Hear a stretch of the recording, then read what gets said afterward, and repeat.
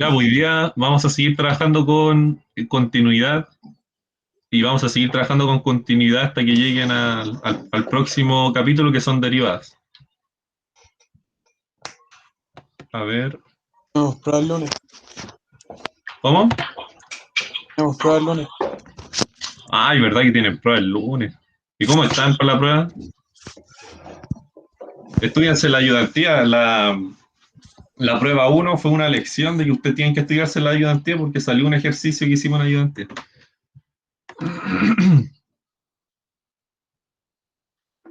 Probablemente le salga su epsilon delta, el profe les ponga un límite, como un, no sé, yo me imagino como una cuestión al cubo, como la función, una función, un polinomio de grado 3 tendiendo a un cierto número y demostrar ese límite, epsilon delta. Entonces van a tener que encontrar un delta auxiliar para poder acotar algo que no sepan y después coger el mínimo y cosas que ya hemos hecho en ayudantía.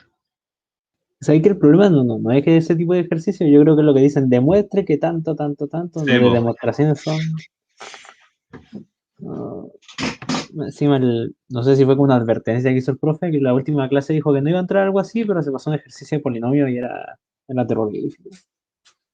Ah, le hizo una, creo que según lo último que vi, demostraron que todo polinomio de grado impar tiene raíz y esa demostración sí que, no va a decir ninguna palabra fea, pero es brígida.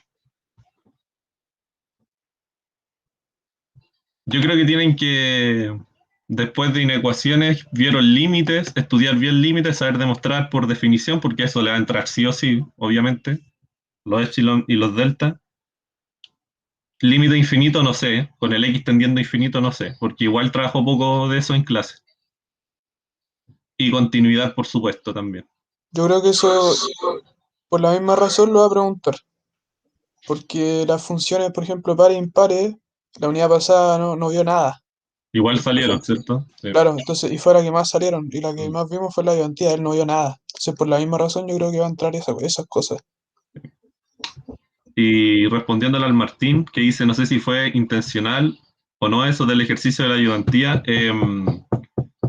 creo que fue una coincidencia, el profe al parecer no lee las ayudantías que subimos a la plataforma, y entonces justo como que coincidió con un ejercicio que nosotros hicimos en ayudantía, que como él lo saca del Spivak, la mayoría, y nosotros también sacamos ese del Spivak, justo coincidió.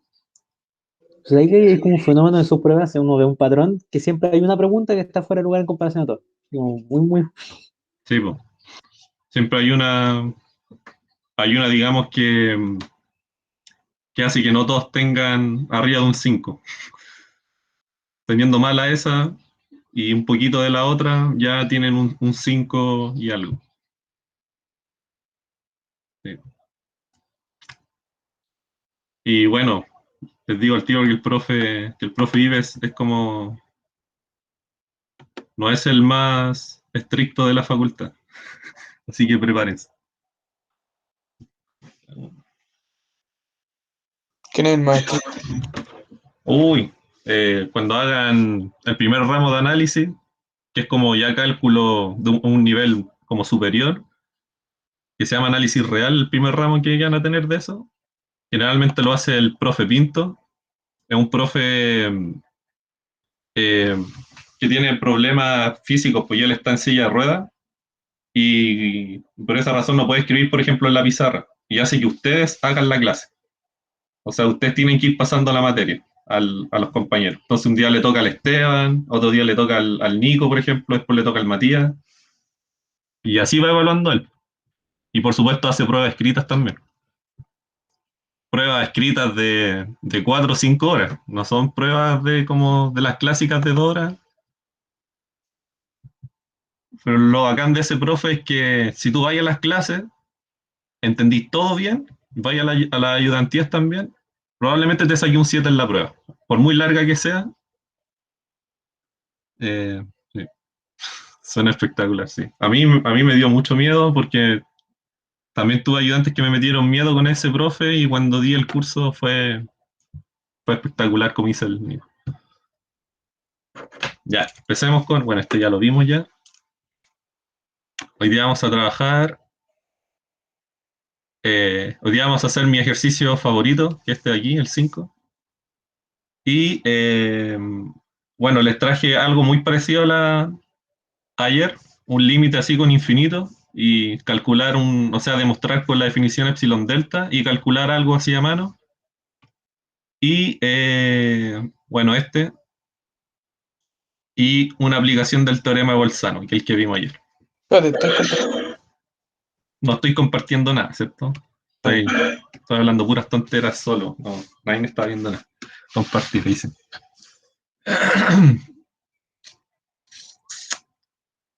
¿Y estoy grabando? Sí, estoy grabando. Ya, pues les traje 3 ejercicios. El 4, el 5 y el 6. Y ahí los que hicimos ayer están más arribita. Y entonces lo primero que quiero que se recuerden es el teorema de Bolzano, que ayer lo trabajamos en uno de los ejercicios, este de aquí, ¿cierto? Teorema de Bolzano, tienen que pensar al tiro que es un teorema que les ayuda a encontrar raíces para ciertas funciones. ¿Para qué funciones? Bueno, para funciones continuas que cumplan estas condiciones que están acá, que son las hipótesis. Entonces, si usted tiene una función que es continua en un intervalo cerrado y se cumple que las imágenes de los extremos tienen signos distintos, que eso uno lo puede escribir así, ¿cierto? O sea, una de las imágenes es positiva, la otra tiene que ser negativa y viceversa. O eso en algunos libros lo resumen así. Creo yo que es mucho mejor escribirlo así, ¿cierto? Que el producto me da algo negativo y con eso digo que tienen signos distintos. Entonces, si se cumple eso, de que la función es bonita en un intervalo cerrado, en donde las imágenes de los extremos cumplen esto, entonces yo puedo asegurar la existencia de alguien en el intervalo abierto, en el mismo intervalo, pero quitando los extremos, que hace esto.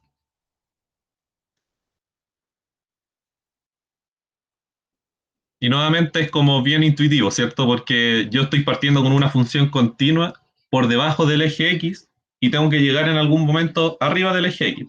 Como la función es continua, tiene que pasar en algún momento por el eje X, ¿cierto? O sea, para ir yo continuamente de aquí a acá, en algún momento tengo que cortar.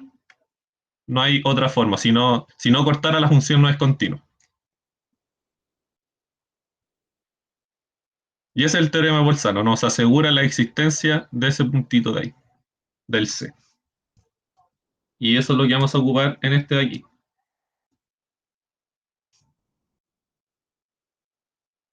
Entonces tenemos, a ver si puedo hacer un poquito más de zoom.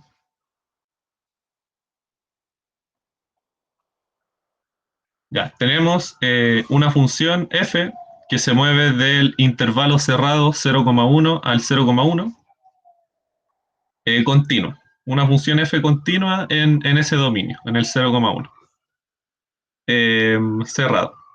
Entonces nos piden demostrar que existe un c en el dominio que hace esto, que f de c es igual a c. Esos puntos que hacen eso de que toma alguien y lo lleva a sí mismo se llaman puntos fijos de la función f. Van a ser importantes más adelante cuando vean ecuaciones diferenciales, por ejemplo. O cuando lleguen a ver variable compleja, que es como el último ramo que van a tener en la carrera. ¿Esos puntos fijos se cumplen solo en ese intervalo? Eh, claro, o sea, en este caso tiene que ser en este intervalo porque es donde está definida la función, ¿cierto? Pero si aquí, creo yo, si no se cumple, si aquí yo hubiese puesto R, por ejemplo, no al intervalo ese bonito, no se cumple este ejercicio. Tiene que ser un intervalo cerrado.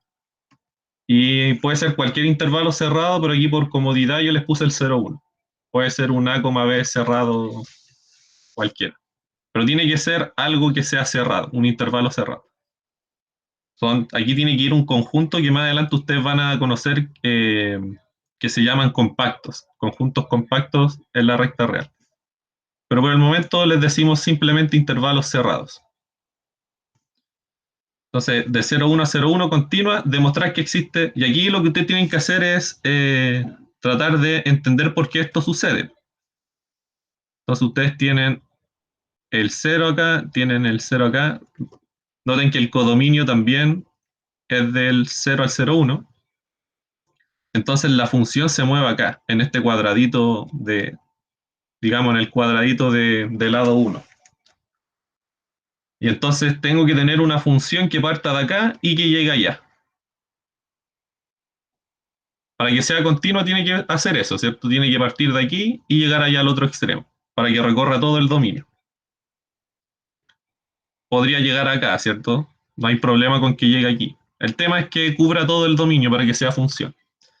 Lo que nos dice el teorema es que yo siempre voy a poder encontrar, esto en realidad es un teorema, pero yo lo puse como ejercicio, que nosotros siempre vamos a poder encontrar un C acá que va a llegar a C también acá al otro lado. Por ejemplo, en la gráfica que les puse abajito, el C podría estar como por ahí. No sé, en la otra podemos pensar que está como por acá. Pero siempre existe ese elemento en el 0,1. De que yo al evaluarlo en la función, Una, me arroja el mismo. Me da como un poco de una miedo este duda, ejercicio. Ah, sí. pero ese C no puede ser ni 0 ni 1, porque ahí siempre serían. Puede ser 0 y 1. Puede ser 0 y 1 porque tú podrías tener esta función continua, por ejemplo. Podrías tener la función continua constante 0.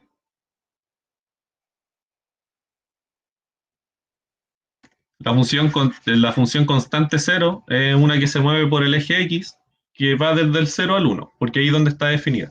Y esa función continua satisface la hipótesis del problema y cumple que lleva el 0 al 0, porque es la función constante 0. ¿Cachai? Que los extremos también podrían ser el C. No sé, pues podrías tener la función constante 1, por ejemplo. También cumple la hipótesis del problema. Todas las funciones constantes son todas continuas. Se define del 0,1 al 0,1, tiene que existir el C que les nombro acá. Y en efecto, lleva el 1 al 1. ¿Se dan cuenta?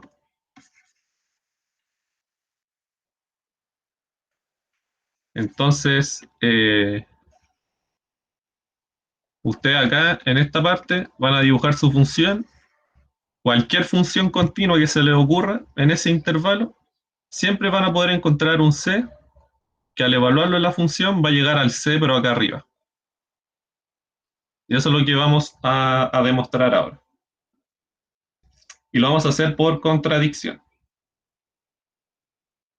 Entonces, para hacer la contradicción, tenemos que suponer lo contrario, ¿cierto? Vamos a suponer que nunca se cumple lo que les digo yo. Vamos a suponer que todas las f de x son distintas a las x para todos los elementos en el dominio. O sea, ninguno cumple esto. Todas las x cumplen que esto es distinto. Vamos a suponer lo contrario.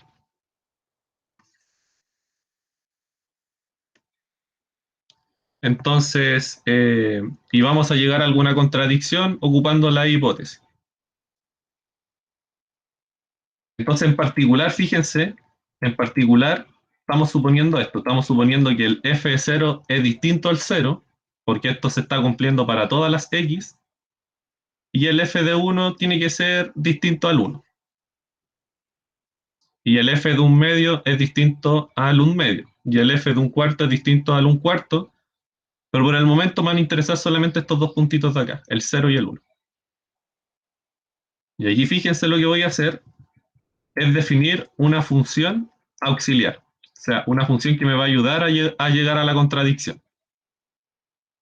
Entonces voy a definir esta función, otra función distinta a la f, que también va desde el 0,1 al 0,1, definida de esta forma. Se define en función de la f. O sea, yo tomo una x y la g lo que hace es llevármelo a f de x, o sea, evalúo la función que me da el problema y le resto la x. Y pueden notar entonces que la g de x es siempre distinta de 0. ¿Por qué la g de x es siempre distinta de 0? Porque yo estoy suponiendo que f de x es distinto de x. Entonces, esta restita de aquí jamás puede ser 0. Entonces, la g de x es siempre distinta de 0. No recuerdo bien si para llegar a la contradicción ocupo eso, pero tengámoslo ahí en mente. Entonces, ¿qué es lo que voy a hacer? Bueno, voy a tratar de ver que la g de x satisface la hipótesis del teorema de Bolzano. Entonces, fíjense que la g es continua en el 0,1. ¿Por qué es continua? Bueno, porque es diferencia de funciones continuas. La f es continua por la hipótesis, sea f una función continua, y la x es continua por ser un polinomio. Entonces, la diferencia me da una función continua, entonces la g es continua. Y además, fíjense lo que cumple en el intervalo 0,1. Cuando yo le evalúo en 0, me tira f de 0 menos 0, que es f de 0, ¿cierto? Y el f de 0 es un número positivo. ¿Por qué un número positivo? Bueno, porque el f de 0, fíjense a dónde llega. Llega acá, al codominio 0,1. Entonces, el f de 0 en realidad es mayor o igual a 0. ¿Cierto? Solamente porque las imágenes de f llegan al intervalo 0,1 cerrado. Pero, recuerden esta hipótesis de acá. F de 0 es distinta de 0, por la suposición. Entonces esto tiene que ser un estricto. Un f de 0 estricto. O sea, un f de 0 mayor a 0 estricto. Y voy a evaluar en 1, en el otro extremo del intervalo cerrado. Y entonces me va a quedar f de 1 menos 1, pero por la misma razón yo sé que f de 1 es menor a 1, menor o igual a 1. ¿Por qué? Porque nuevamente llega al intervalo 0,1 cerrado. Y por esta hipótesis de acá, tiene que ser estricto. Menor a 1 estricto. Y entonces su resta tiene que ser negativa. Entonces, si se fijan, se están cumpliendo la hipótesis del teorema de Bolzano. Tenemos una función g que es continua. Tenemos que en el intervalo 0,1 los extremos tienen signos distintos. Entonces g satisface las hipótesis del teorema de Bolzano. Y si satisface la hipótesis del teorema de Bolzano en el intervalo 0,1 cerrado, tiene que existir un C que haga que G de C sea 0. Y eso es absurdo, ¿cierto? Es una contradicción porque habíamos dicho que la G de X, la G de X eran siempre distintas de 0. Porque las F de X eran distintas de las X. Si quieren acá, si no ven bien ahí la contradicción, evalúan simplemente en G. Entonces G de C tendría que ser F de C menos C igual a 0, por cómo estaba definida G. Y eso va a implicar que F de C es igual a C. Y eso sí es una contradicción por lo que estábamos diciendo acá, al principio. Ya habíamos dicho que todas las X tenían esta propiedad, de que F de X era distinto de X. Pero encontramos una, que nos lleva a la igualdad. Entonces, contradicción y contradicción, lo que estaba mal era haber supuesto esto para todas las X. Entonces lo contrario a eso es que exista alguien que nos haga la gracia, que haga eso. Y ahí se cumple el teorema. Yo sé que este era difícil, pero quería mostrárselos porque les muestra, les da ideas para futuras demostraciones que ustedes puedan hacer más adelante, de definir funciones auxiliares que les puedan servir. Y fíjese que esta función auxiliar está definida a propósito, de esta forma. Uno piensa, ya, puedo ocupar el teorema de Bolzano, no en f, pero quizás sí lo puedo ocupar en otra función. Y esos son reflejos que ustedes van a ir adquiriendo a medida que van avanzando en la carrera. ¿Tienen alguna duda con este?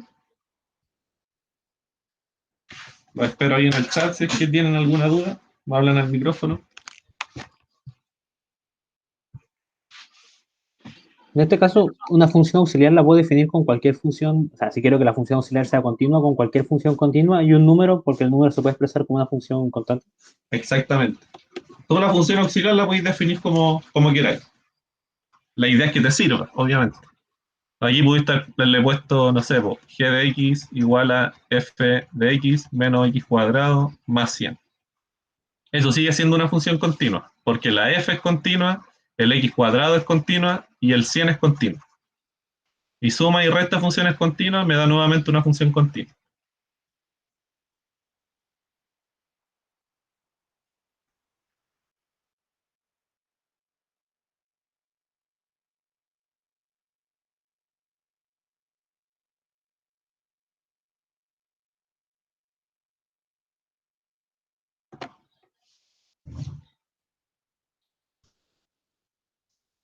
Fui a cerrar la ventana. Buena herramienta. Sí. Ya entonces, les recuerdo lo que hice fue hacer una contradicción. Entonces, supongamos lo contrario. Y creo que este estaba en las notitas del... Sí, pues sí, de ahí lo saqué. Lo saqué de los ejercicios que el profe les pone en sus notas. De ahí saqué este. Y de hecho los tres los saqué de ahí por lo que me comentaron ayer. El 5 también lo saqué de ahí. Y el 6 también.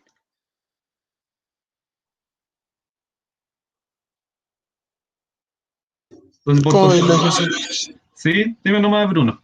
¿Cómo veis los ejercicios difíciles o no? Sí, pues saqué lo que encontré más como complicado que ustedes pudieran hacer. Este, de hecho, estaba como al final, así como el más difícil de todo. Este, el 4.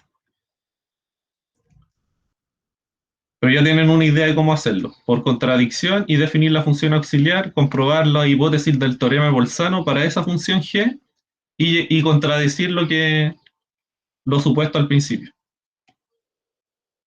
Y se dan cuenta, asumimos esto para todas las x y encontramos una x que no cumplía eso. En el intervalo 0,1 abierto, pero da lo mismo, sigue siendo una x en el cerrado. Una preimagen. Y ahí está la contradicción. Una duda, Bolzano no se cumple si no es estricto mayor, ¿no? Claro, tiene que ser mayor estricto. Eso es lo que dice la hipótesis del mayor estricto y menor estricto.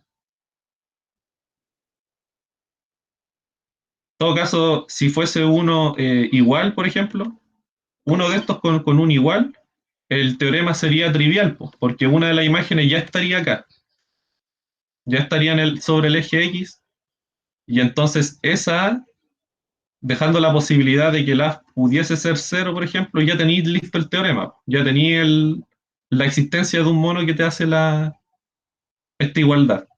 ¿Cachai? Entonces, ponerle ahí un menor o igual es como innecesario, porque si le ponía un igual, en el caso en el que sea igual a cero, ya tenía el teorema cumplido. La idea es poner hipótesis que no necesariamente nos den esto acá.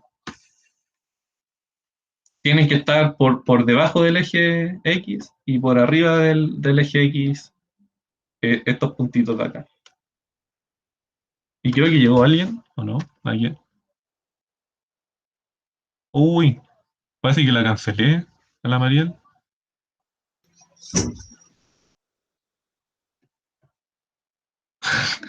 No sé si le pueden decir por WhatsApp para que se vuelva a meter, por favor. La escribir por el foro.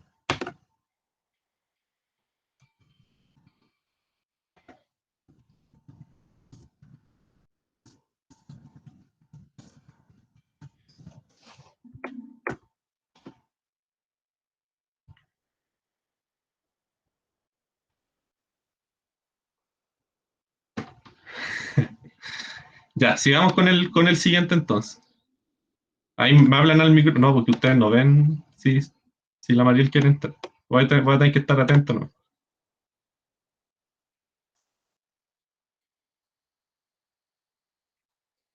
Ya a las 5,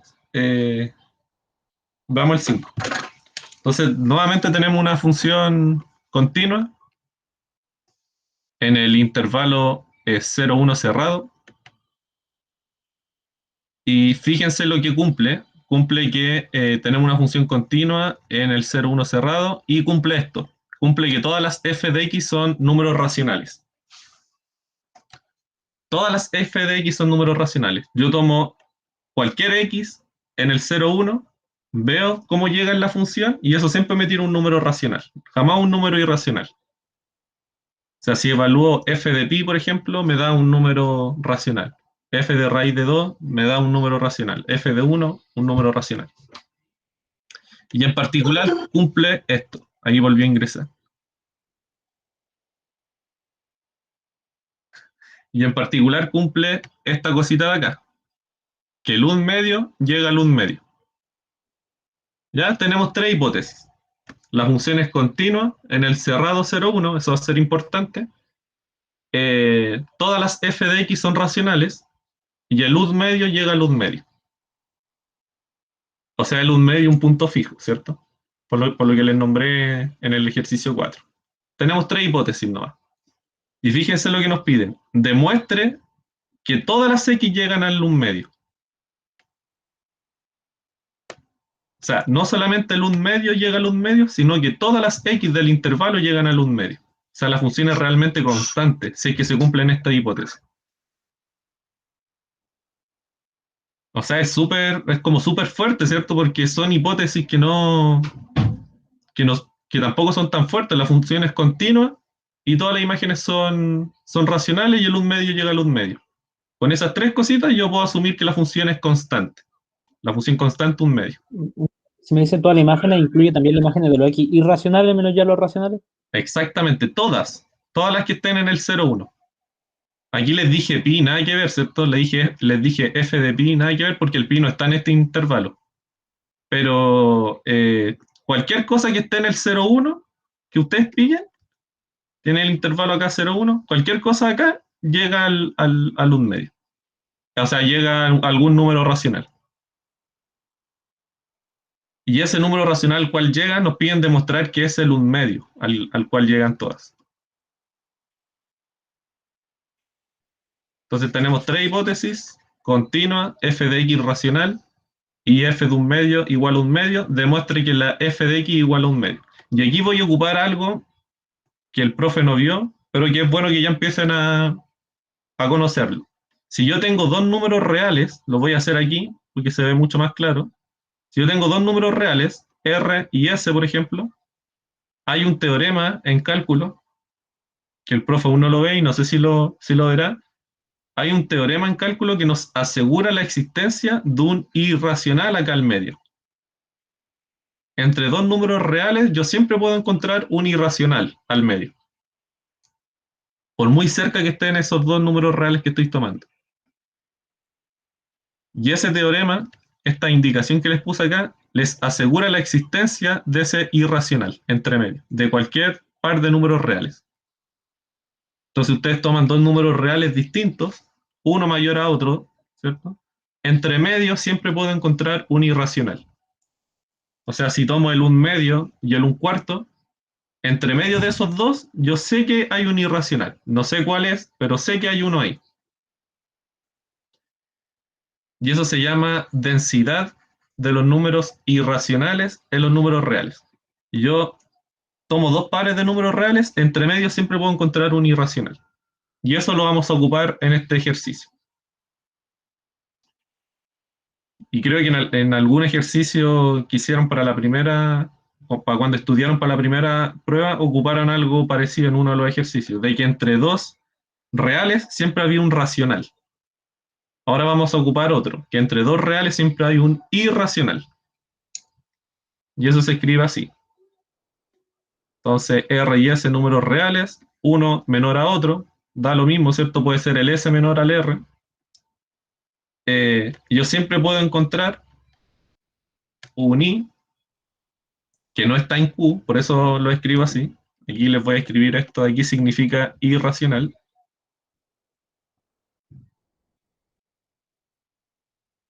¿Qué hace esto de aquí? Que entre medio de R y S está L.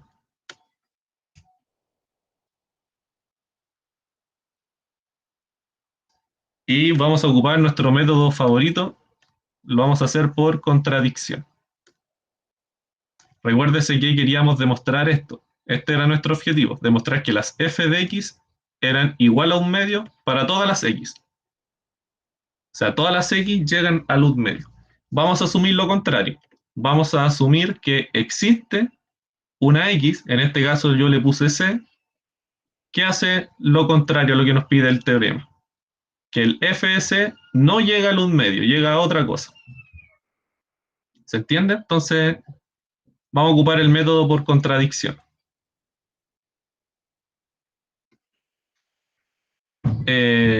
Vamos a asumir lo contrario a lo que nos pide el ejercicio 5.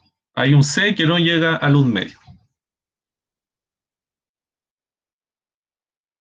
Entonces, fíjense lo que voy a hacer. Como tenemos dos números distintos, uno tiene que ser mayor a otro, ¿cierto? Eso es lo que nos dice las reglas de orden en los reales. Si tengo dos números distintos, uno tiene que ser mayor al otro.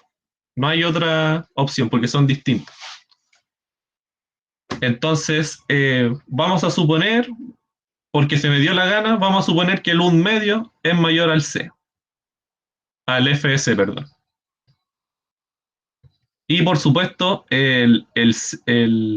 esta aquí recuérdense que el 1 medio era igual a F de 1 medio. Eso lo dice el problema. Entonces el C también es distinto al 1 medio. Estas cositas que yo pongo acá al medio, en el argumento de la F, también son distintas, así que también puedo suponer que una es mayor a otra. Entonces voy a asumir esas dos cositas. Voy a asumir que el FS es menor a 1 medio y el C es menor a 1 medio. Por supuesto que se pueden dar los otros casos en donde el FC sea mayor a 1 medio, pero todos esos otros casos son análogos a este, al que vamos a desarrollar ahora. Aquí cuando uno dice en matemática, vamos a suponer esto sin pérdida de generalidad. Vamos a asumir algo que no le va a quitar generalidad al desarrollo, porque si yo supongo los otros casos, es completamente análogo el desarrollo. Así que vamos a asumir esas dos cosas. Vamos a asumir que FC es menor a F de 1 medio y que el C es menor a 1 medio. Entonces recuérdense que estábamos tratando de buscar una contradicción. Y aquí es donde vamos a ocupar lo que les nombré la indicación. O la indicación, como el f de c es menor al f de 1 medio, y los dos son números racionales, son números reales, por lo tanto, tiene que existir un i entre medio, un irracional entre medio, por la indicación. Como f de c es menor a f de 1 medio, implica que existe i irracional, los irracionales se escriben así, tal que f de c es menor a i y es menor a f de 1 medio. Siempre puedo encontrar un irracional entre medio. Y entonces la indicación me da la existencia de ese irracional que estaba ahí. Y esto es otra cosa que, antes de seguir, entonces dejémoslo hasta ahí por mientras, es recordarle uno de los teoremas que vieron en clase. Bueno, se llama el teorema del valor intermedio, pero ustedes no se aprendan los nombres, apréndanse lo que dice el teorema, ¿no? Que es igual al teorema de Bolzano. Fíjense, acuérdense del teorema de Bolzano. Es exactamente igual al teorema de Bolzano, pero en vez de poner ceros, pone una m. Fíjense, en el teorema de Bolzano acá va un 0 y acá va un 0. El teorema del valor intermedio generaliza todo y dice que en realidad no funciona solamente para el 0, sino que funciona si yo pongo cualquier m ahí. ¿Se dan cuenta? Entonces, si ustedes aprenden el teorema del valor intermedio se aprenden el teorema de Bolzano, porque hacen m igual 0 nomás. Entonces, este teorema les dice que si tienen una función continua en el 0,1 cerrado y los extremos de las imágenes de los extremos, perdón, tienen un m entre medio. En el caso del teorema del valor del teorema de Bolzano, aquí era un 0, ¿se acuerdan? Tenían signos distintos. Entonces yo puedo asegurar la existencia de un C que haga que S, C llegue al M. Y eso es lo que vamos a ocupar ahora.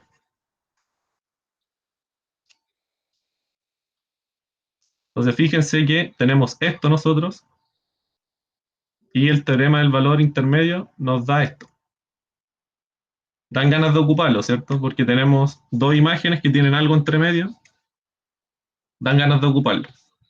Entonces, como la función f es continua en todos lados, ¿cierto? En todos lados del 0, 1, tiene que ser continua acá, en el C como un medio cerrado. Entonces podemos ocupar el teorema del valor intermedio que recién les mencioné en ese intervalo.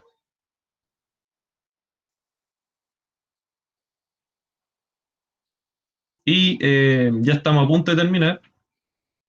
Por el teorema este que les nombré acá abajito, que lo vieron en clase, tiene que existir un M en el abierto en el cual estoy trabajando que nos haga esto de aquí.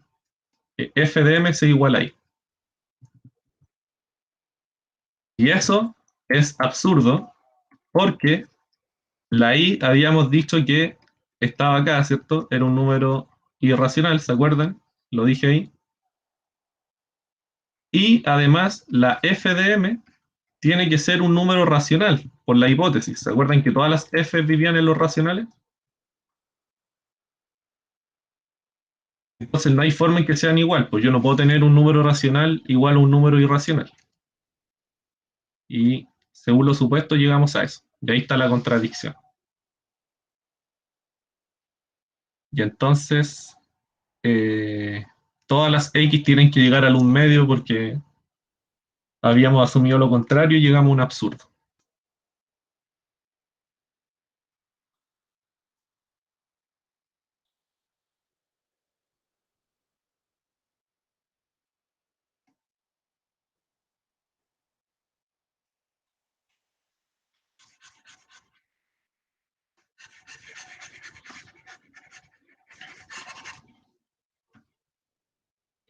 ¿Les gustó la demostración? Bueno, ¿Se dan cuenta? Entonces es bonita la contradicción porque llegamos a algo que ustedes saben que no puede pasar, ¿cierto? Un número irracional, por definición, es distinto a un número racional.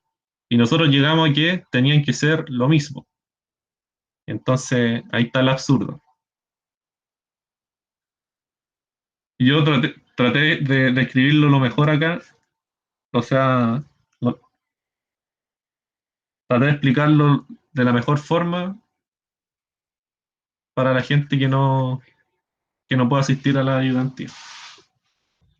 Acuérdense del teorema del valor intermedio. Ustedes apréndanse este nomás. El teorema de Bolzano tienen que acordarse que es con el m igual 0 nomás.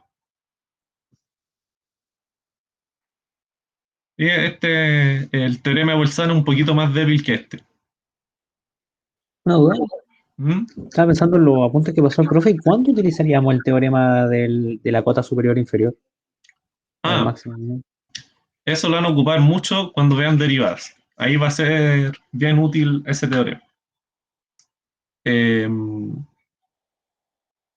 déjame acordarme en otros casos en los que se pueda ocupar eso.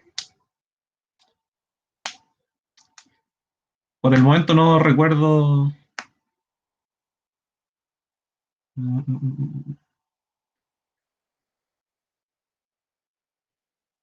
Cálculo 2 se ocupa todo el rato. Cuando vean integrales, cuando vean derivadas integrales, ese teorema va a ser una salvación para demostrar varias cosas. El de que todas las funciones continuas en un intervalo cerrado tienen máximo, tienen cota tan acotados superiormente, tienen máximo de hecho, tienen máximo y mínimo. Bueno, aquí el 5 hay una aplicación para el teorema del valor intermedio, el 4 una aplicación para el teorema de Bolzano, y más arriba vimos varias aplicaciones, ¿cierto? Está en el 2 formas para encontrar raíces de ciertas funciones. La que vimos ahora es un poquito, bueno, no un poquito, mucho más abstracto que lo que hicimos en el 2. porque en el 2 les dan algo definido, demuestre que esto tiene al menos una raíz, teorema de Bolzano. Acá no, pues aquí se nos tenía que ocurrir dónde ocupar el teorema de Bolzano, en el 4. Aunque si se dan cuenta acá, también les piden encontrar una raíz, pues, de alguna u otra forma. Fíjense que esto de aquí, ustedes lo pueden reescribir así.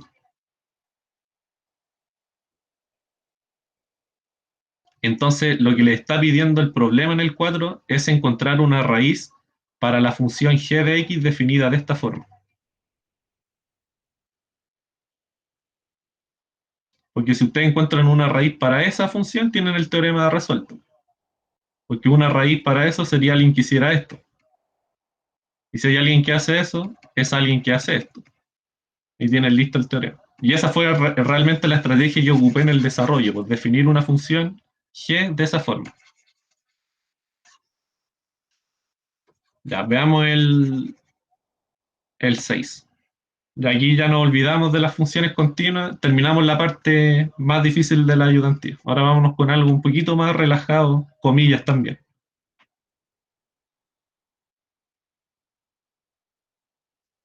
Ya les traje algo muy parecido a lo de ayer. ¿Se acuerdan que ayer era con un cuadrado, creo?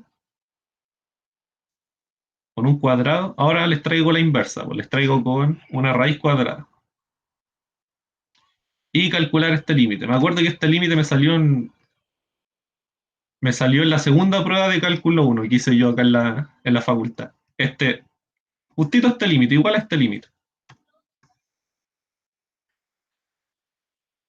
Y Cuando uno esto lo tiene los saqué. límites así, ¿Sí? cuando tú tienes los límites así, que es recomendable racionalizar siempre. Exactamente, sí. Es como cuando ustedes tienen el límite en cero, acá, y les queda cero partido en cero. Lo que ustedes tienen que hacer ahí es empezar a maquillar la función, ¿cierto? Acá, si se dan cuenta, si evalúan, les da infinito menos infinito. Eso no les dice nada. Eh, y ahí tienen que hacer lo que dijo el Esteban, porque tienen que empezar a maquillar la función y siempre que tengan diferencia de raíces, lo que tienen que hacer es racionalizar. ¿Se acuerdan cómo racionalizaban en el colegio para eliminar las raíces que estaban en el denominador? Acá tienen que hacer lo contrario, tienen que eliminar las raíces que están en el numerador y van a ver que les va a quedar algo mucho más bonito. Ya, vamos a demostrar esto. Vamos a demostrar que el límite cuando x tiende a infinito de 1 partido en raíz de x es 0. Tiene sentido, ¿cierto? Si ustedes grafican esta función, probablemente les dé algo, no estoy seguro, pero probablemente sea algo de esta forma.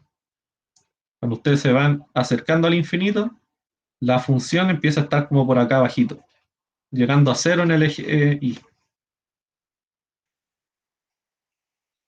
Y en el fondo rescata eso de que si yo divido por algo muy grande, esa cosa empieza a parecerse a 0. Entonces, recuérdese la definición para demostrar estas cosas. Aquí recuerden, cuando hay un infinito acá abajito, no hay delta. Es sin delta, es solamente con épsilon. Entonces, recuérdese que había que demostrar esto. Que para todo épsilon mayor a 0 existe un n. Hasta ahí vamos igual que en los límites de siempre. Pero ¿qué hace esto? Tal que si yo estoy adelante del n que encontré, entonces la función se puede hacer menor a épsilon. El valor absoluto de la función. Y eso es lo que vamos a demostrar. Y vamos a hacer un borrador como siempre. Entonces yo voy a hacer lo siguiente. Voy a tomar esto. Voy a ocupar esta parte de aquí. Y voy a ver qué n me conviene para que esto de aquí me quede menor a épsilon. Eso es lo que voy a hacer ahora. Entonces, como les dije, vamos a tomar eso, valor absoluto de la función. Lo de adentro es positivo, porque las raíces cuadradas son siempre positivas. Entonces, puedo deshacerme el valor absoluto. Nos queda así. Voy a ocupar la hipótesis si x es mayor a n. ¿Se acuerdan que ayer habíamos dicho que se cumplía esto? antes voy a aplicar raíz cuadrada.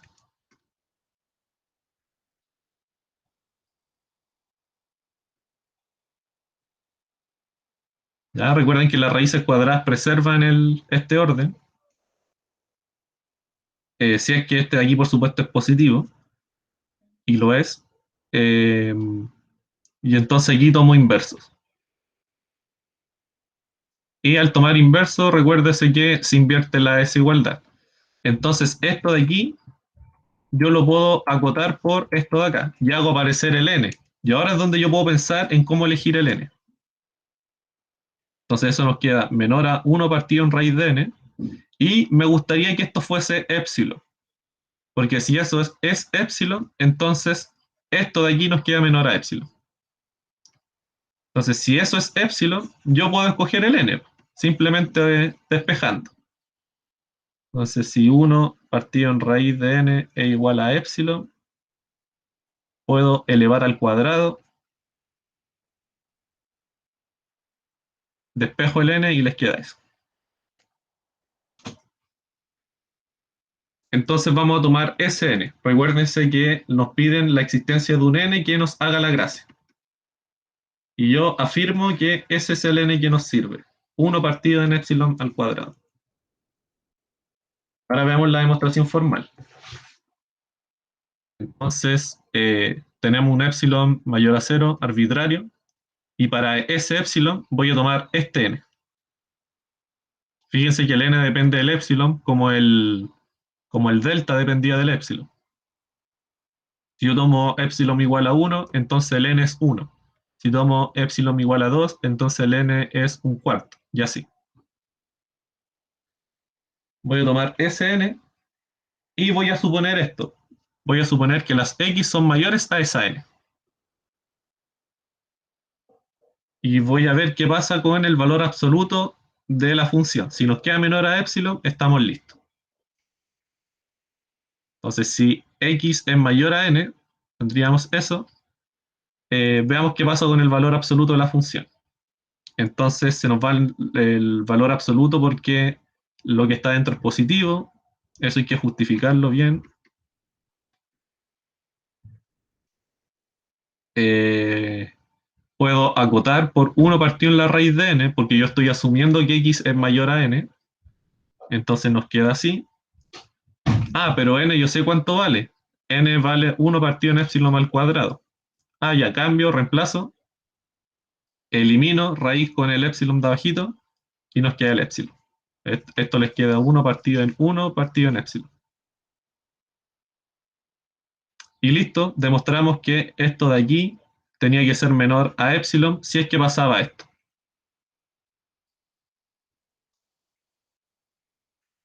Y ahí queda demostrado.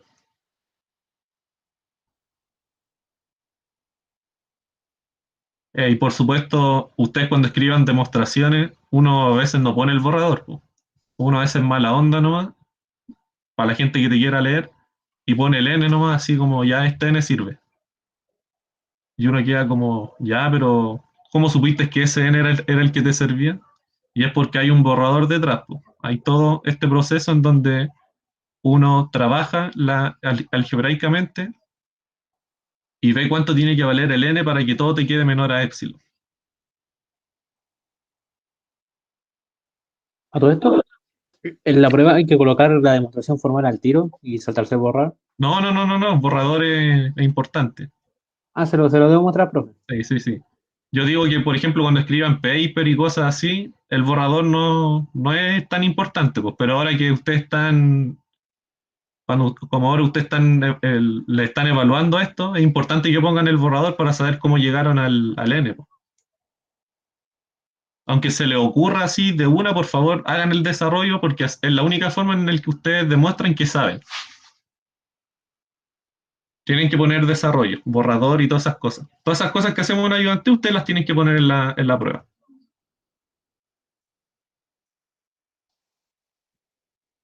Y entonces ahí les queda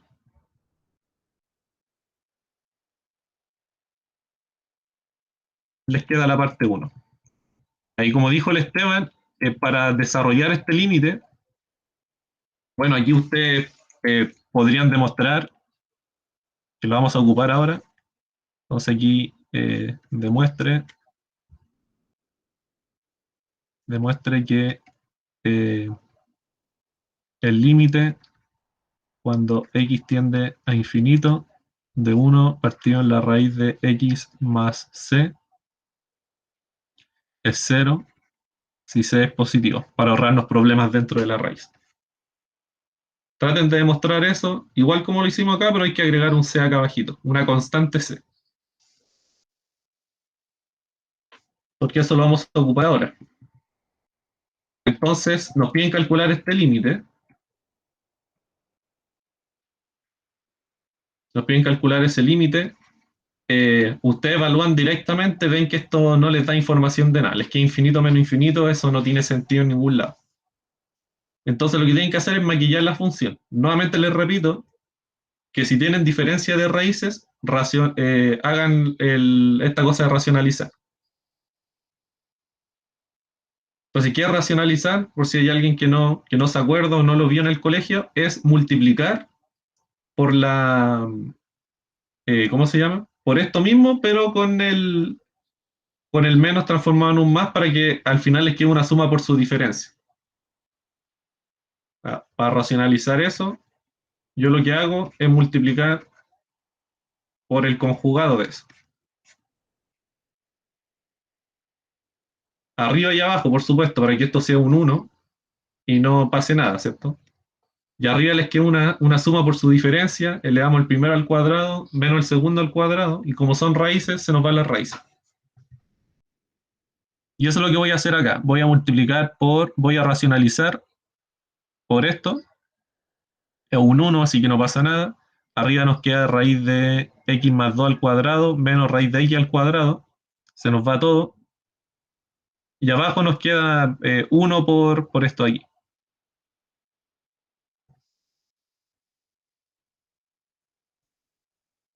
De aquí quizás me salté un paso. Entonces finalmente nos queda así. Arriba nos queda x menos x 0 y nos queda el 2 solito. Y aquí este 2 que está acá, en realidad lo que uno puede hacer es sacarlo del límite, porque es una constante, que no depende de x, así que uno lo puede sacar del límite.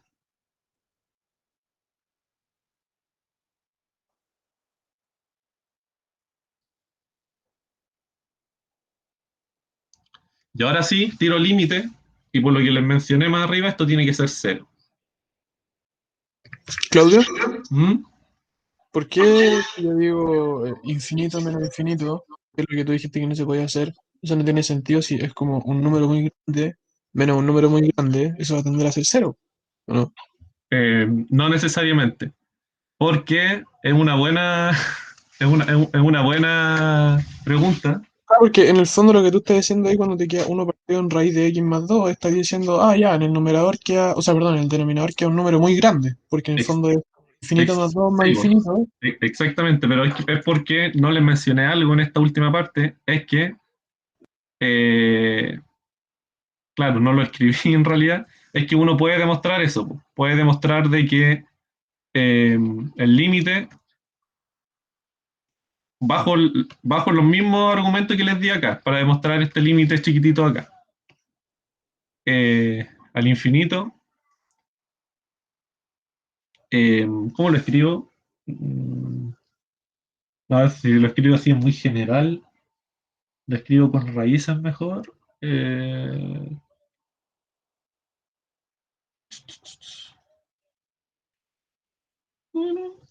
sí, sí, sí, sí. Sí, aquí en realidad debía haberles mostrado otra cosa. Porque esto, bueno, se entiende igual porque esto es 0, ¿cierto? Porque estoy dividiendo por algo muy, muy grande. Pero hay que demostrarlo, por supuesto. Ya, aquí el argumento que hay detrás es, olvídense de esto que les iba a escribir acá, se me olvidó ponerlo en la ayudantiva, es que uno puede demostrar lo siguiente. Uno puede demostrar eh, que si el límite, cuando x tiende a infinito, de una cierta función les da infinito, entonces tiende a infinito, si tiende a ser infinito,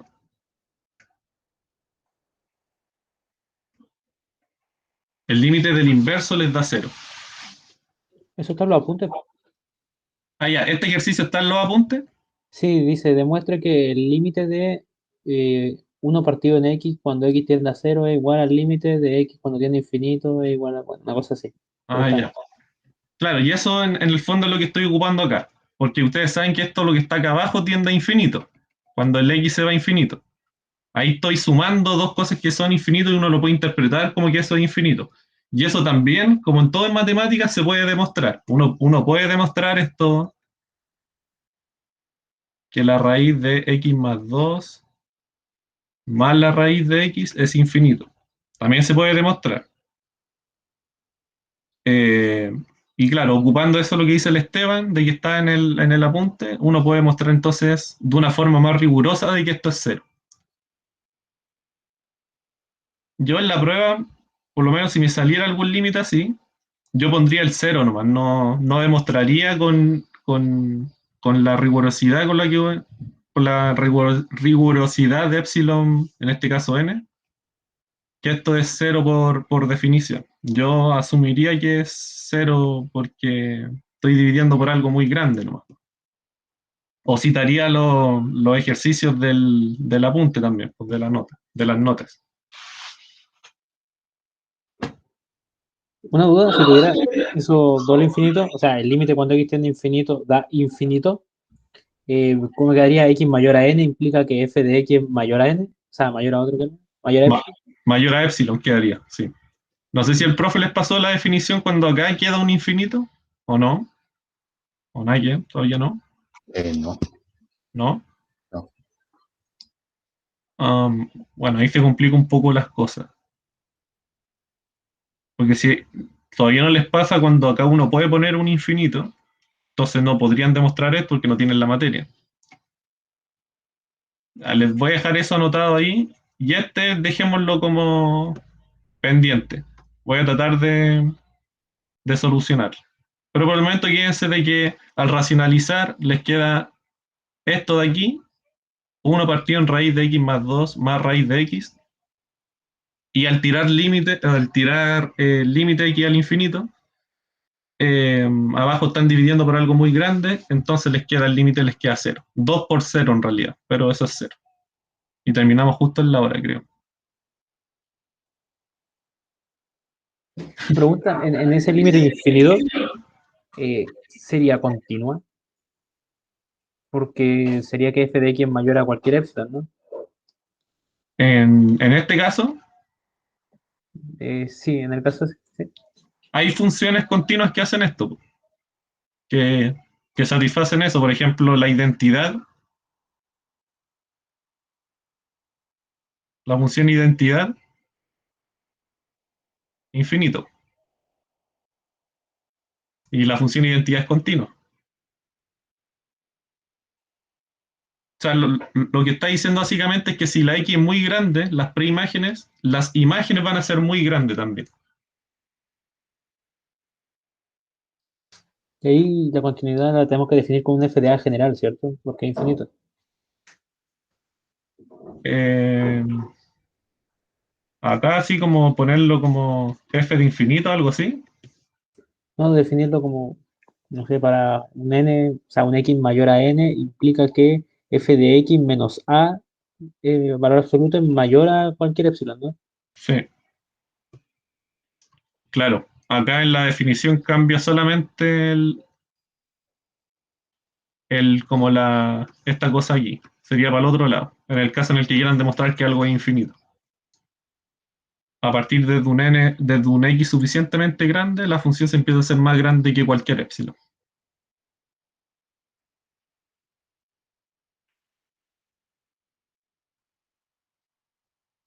Estoy grabando, sí.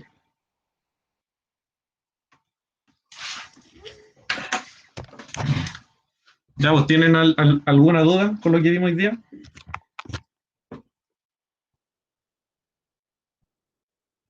Hoy día demostramos un límite por definición. Yo cuando estaba escribiendo la ayudantía pensé que este era suficiente este que les puse acá, demostrar, era suficiente para resolver este, calculando, pero al parecer no justifica del todo completamente.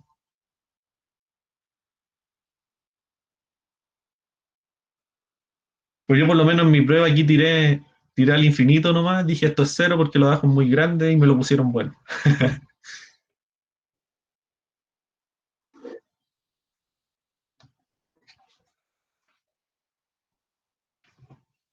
Sí, pues. Eh, ¿Tú crees que entre eso donde te dan el delta, el epsilon y después tienen que encontrar otro delta? esos límites epsilon delta, como para todo epsilon existe delta, tal que bla, bla, bla, bla, bla, bla, bla. No, como el ejercicio que hicimos nos decían, ya existe esta función, el que está en el apunte, existe esta función y es menor a un delta que es igual a epsilon tan cuarto, no sé cuánto. Encuentre el epsilon, perdón, encuentre el delta para esta otra función que se compone Ah, de las ya, dos sí. funciones. Creo que hicimos uno acá en ayudantía también, como parecía a esos de ahí. ¿Sí? ¿Tú crees que entran? Mm, lo que va a entrar sí o sí es un epsilon delta, demuestre por definición el siguiente límite.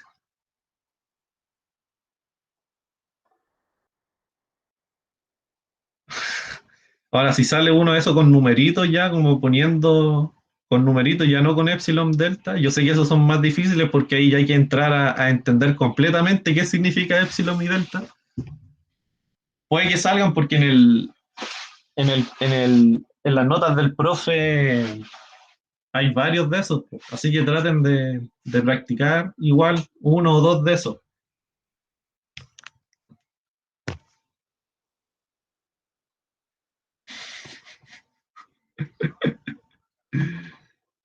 No, pues Esteban, si los ayudantes también revisamos cuestiones, pues. El profe nos dijo que era lento para revisar y yo con el Víctor tenemos las notas secaletas ya, sus notas de las preguntas uno y 2 y al profe le falta, porque creo que todavía no sube las notas, sus notas de la prueba uno, pues. Todavía no termina de revisar por eso. Para que revisa una pregunta por día, cada uno. Una pregunta uno, al otro día la otra pregunta de otro. Así. Que igual, pues a él le tocó como las preguntas más largas, dos preguntas largas igual. Al Víctor, por ejemplo, le tocó la pregunta 2 y la parte peluda de la pregunta 2 como la más larga de la pregunta 2 se eliminó, pues. Así que tuvo que revisar un pedacito nomás. Pero por ejemplo en álgebra ya no, ya teníamos puestas como tres, cuatro notas, pues. Es que Anita es una máquina para revisar, pues. Y están con el José Carrasco, pues, ¿no? De ayudante, pero si le enviaron la No, pregunta. somos tres. O sea, perdón, son tres ayudantes. Él. Ah, conozco al José, ¿no? Yo creo, pues. Fue mi compañero, hemos sido compañeros toda la vida con eso. Ya, pues sí, lo vale. Sí. Sí, a mí me gustan caleta las clases de la profe Anita, sobre todo en vivo. En Siento vivo, que es más sí, pedagógica para enseñar. sí, pues más pedagógica. Y en vivo es brutal porque te pasa como... Me acuerdo que la primera clase que tuve yo con ella un ramo que se llama estructura algebraica, nos pasó la primera clase, nos pasó como 6 hojas de materia, así al tiro. Y me acuerdo que una amiga que tenía yo en ese ramo salió llorando de esa clase, pues, pero llorando, literalmente llorando, ¿no? Porque estaba muy estresada. Así que lo mejor que uno puede hacer en las clases de la profe Anita en vivo es no escribir nada y conseguirse los cuadernos de los que escriben más rápido. Por ejemplo, yo soy de los que escribe rápido en clases porque no me preocupo mucho de que la cuestión me quede bonito, pues sino que escribo así con mi letra no más fea. Pucha, no conozco al profe Torres.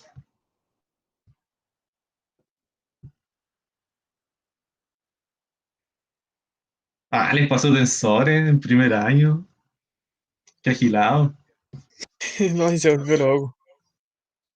Qué agilado. Es que en física uno, pues supongo que es profe de física, uno necesita herramientas de matemática como ya avanzadas como para poder pasar bien la materia. O ese es el problema de la malla que tiene matemática, física y la pedagogía en matemática y física, que tienen la física en los primeros años y esos debieran correrlo un poquito más para que ustedes alcancen a ver derivadas, integrales y después mecánica, pan comido. Claudio, ¿Mm? ¿tú eres de matemática o física? Yo soy de matemática, pero estuve los 3 primeros años, cuando entré acá a la Chile, en pedagogía, en matemática y física. Y después, uy, sí, estoy grande. Bueno, después queda en YouTube. Y después empecé a hacer las dos carreras al mismo tiempo, porque estaba como medio indeciso de, no sé si quería matemática o quería enseñar. Y terminé por cambiarme. Y eso fue como en el 2017, para que vean que soy viejo. Claudia, ¿estás grabando? No, bueno, fue en el 2017. En el 2017 entré a la U, fue en el 2019, cuando quedó la grande acá en Chile. Ya, entonces nos vemos la próxima semana. Espero que les vaya bien. Sí, igual porque la pedagogía tiene los ramos de física y de matemáticas todos combinados. No es como que ustedes ven como dos ramos de física, como ven mecánica y método. En la otra tenéis que ver las dos cosas al mismo tiempo. Pero después su carrera se vuelve mucho más difícil que la pedagogía. Claudio, ¿Mm? o sea, quiero hacerte una pregunta, pero es del látex, de los